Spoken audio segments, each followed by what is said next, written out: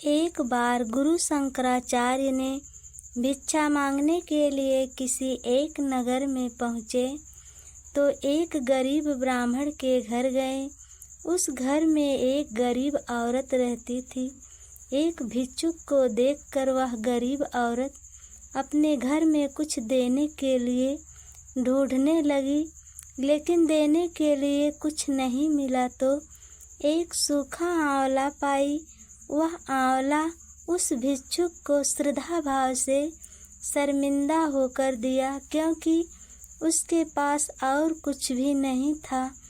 मोह माया से परे आदि गुरु शंकराचार्य उसकी गरीबी और श्रद्धा भाव को देखकर रो पड़े। उन्होंने उस गरीब औरत की गरीबी दूर करने के लिए तुरंत माँ लक्ष्मी की आराधना करनी शुरू कर दी।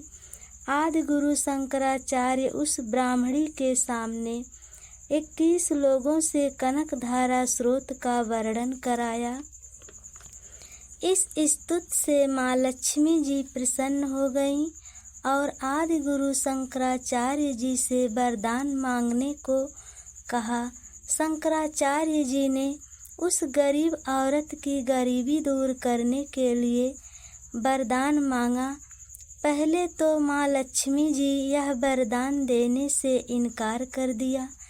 माँ लक्ष्मी जी ने शंकराचार्य जी से कहा कि इस गरीब औरत ने पिछले जन्म में कोई दान पुण्य नहीं किया तो इस जन्म में इसे धन कैसे मिलेगा, इसलिए इसे इस जन्म में गरीब ही रहना होगा।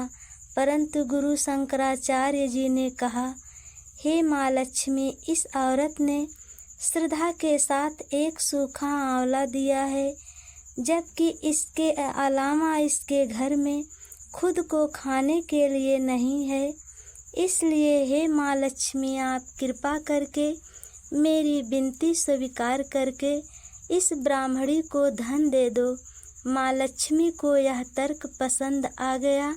उन्होंने उसी समय उस स्थान पर सोने की आंवला का बरसात कर दिया, जिससे उस ब्राह्मणी की गरीबी दूर हो गई। वह अचानक गरीब से अमीर बन गई। उसी समय वह गरीब ब्राह्मणी आदि गुरु शंकराचार्य को अपना गुरु बना लिया।